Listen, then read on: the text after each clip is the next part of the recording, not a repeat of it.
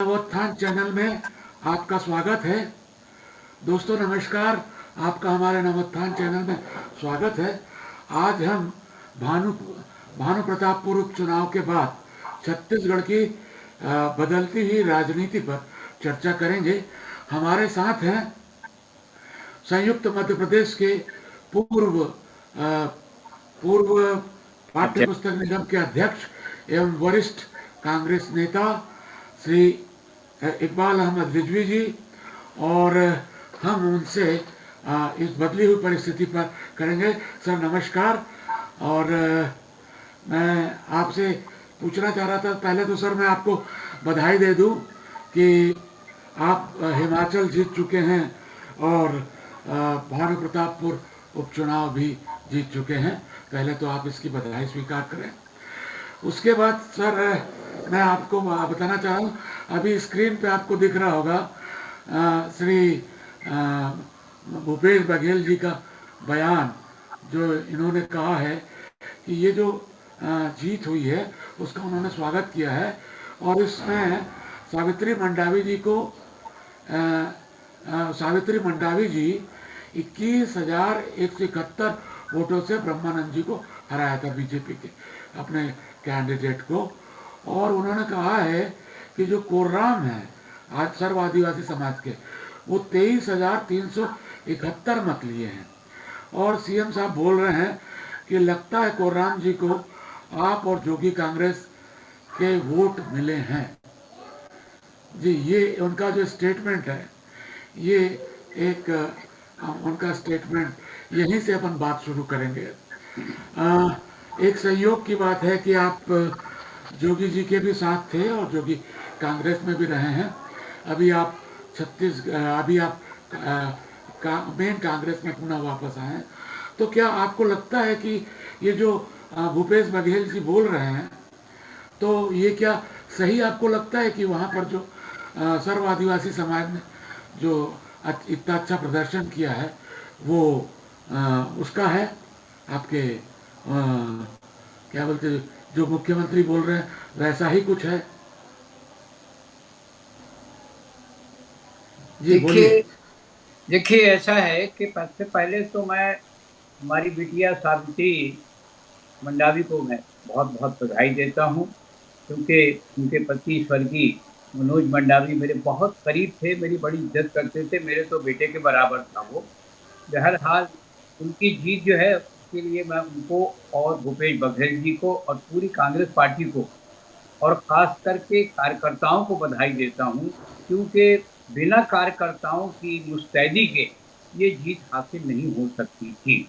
अब खुर्राम जी का जहाँ तक सवाल है, अकबर राम खुर्राम, तो ये नाम काफी जाना पहचाना हो गया है और सर्व आदिवासी समाज में जागरूकता का प्रतीक नजर आ रहा है ये। और हमें इसको गंभीरता से लेना चाहिए, हमें मतलब कांग्रेस को। और ऐसी परिस्थिति में अगर वोट विभाजन हुए आगे चल कर के भी, तो आदिवासी अंचल में हमको बहुत कठिनाई जाएगी और हो सकता है हमको वहाँ कुछ नुकसान भी हो जाए। तो मैं ये चाहूँगा आदरणीय हमारे छोटे भाई भूपेश बघेल जी को, क्योंकि मैं भी उनको उस समय से जानता हूँ जब वो राजनीति में शुरुआत कर रहे थे।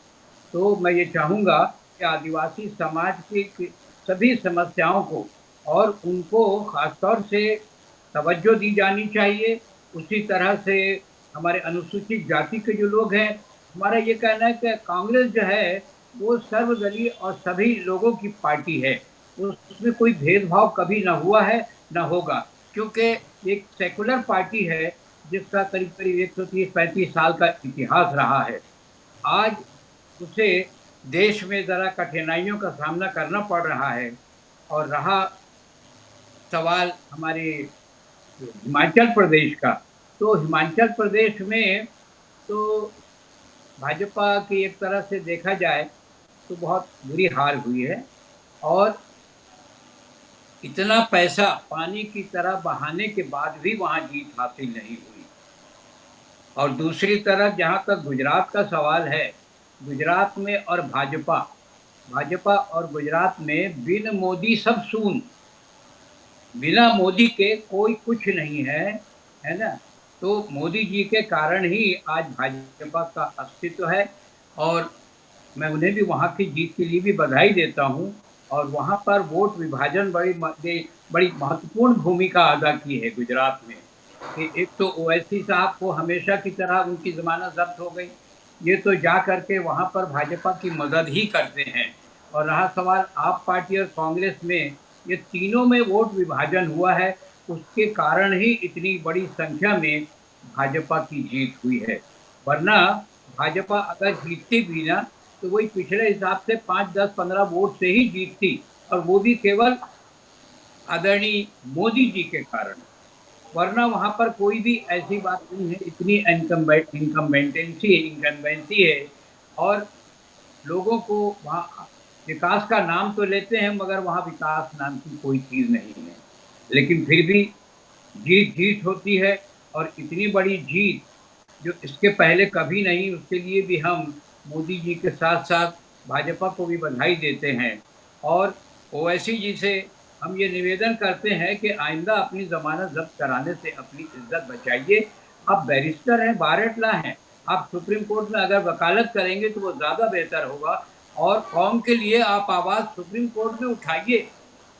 जहां तक मैं एक खास बात बताना चाहूंगा कि 2002 के दंगों में सैकड़ों आदमी लापता हैं, जबकि देश का संविधान और विधान है कि 7 साल तक अगर किसी का अता पता न चले, तो ये मान लिया जाता है कि ही इज नो मोर, वो डेड है, मर चुका है। तो उन लोगों के लिए मुआवजे की राशि की मांग करने अगर आप सुप्रीम कोर्ट में आवाज उठाएं, तो ज्यादा आपके लिए मुनासिब होगा, और सर, काम के लिए खिदमत भी होगी। सर मैं आपसे ये पूछना चाह रहा था कि जैसे आपने कहा कि हाँ। मत विभाजन हुआ है, हाँ। जिसके कारण गुजरात में इतनी कांग्रेस बड़ी बेहतर संख्या में जीत हुई है। कांग्रेस बेहतर प्रदर्शन नहीं कर सकी। हाँ। मैं आपसे ये पूछना चाह रहा हूँ, क्या आने वाले समय में आप देखते हैं कि छत्तीसगढ़ में भी मत विभाजन की संभावना बनेगी क्या? क्योंकि इस समय आप अब आप छत्तीसगढ़ में पांव पसारेगी, इससे पहले जोगी कांग्रेस भी है।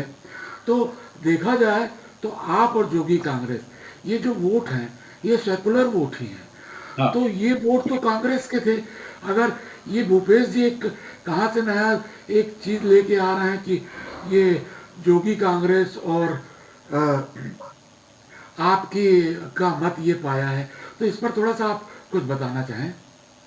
देखिए, मेरा निवेदन है कि मत विभाजन को तो रोकना ही पड़ेगा। हालांकि हम 71 है आउट ऑफ 90, बहुत बड़ी संख्या है हमारी जीत की।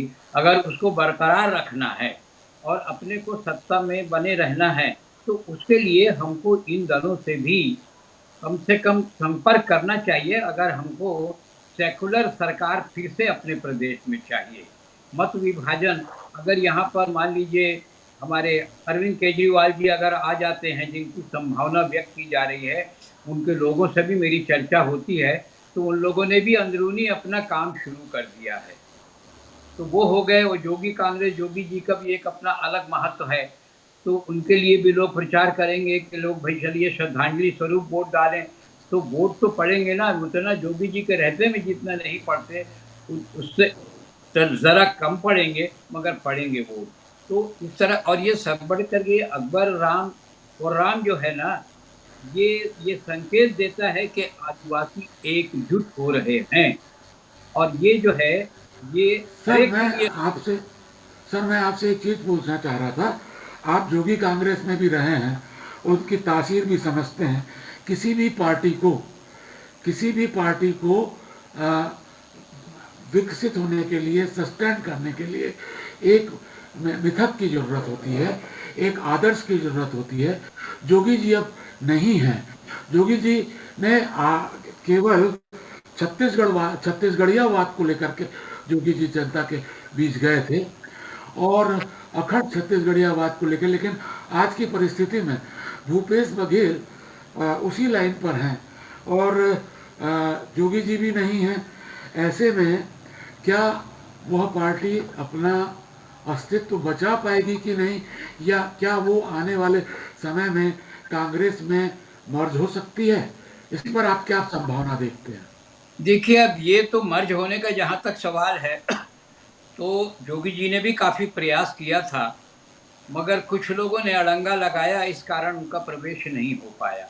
तो मैं सोचता हूँ मल्लिकार्जुन खड़गे जी जो हैं, वो छत्तीसगढ़ आएँ, यहाँ दौरा करें, यहाँ के लोगों से मिलें और सभी दलों से जो सेकुलर हैं, उनसे भी संपर्क साधें, ताकि जो यानी गैर सेकुलर पार्टी हैं, वो लोग सर ना उठा सकें। और रहा सवाल योगी जी की उपस्थिति तो नहीं है, अब वो हमारे बीच में नहीं है, लेकिन वो उनकी विद्वता को लोग जानते हैं और मानते भी हैं। उनके विरोधी भी मानते हैं कि उनके जैसा विद्वान और उनके जैसा व्यक्तित्व वाला व्यक्ति आज कम से कम छत्तीसगढ़ में तो नहीं है, पूरे इंडिया में ढूंढेंगे तो भी बहुत कम मिलेंगे। तो मेरा कहना ये है। एक बात आपको थोड़ा सा क्षमा करेंगे, डिस्टर्ब कर रहा हूँ। भूपेश बघेल जी ने उनके श्रद्धांजलि विधानसभा में श्रद्धांजलि देते हुए उनके सम्मान में बहुत अच्छी अच्छी बातें कही। क्या इसको ये लगा, इसको माना जाए कि भूपेश बघेल भी चाहते हैं कि वो पार्टी का विलय हो जाए?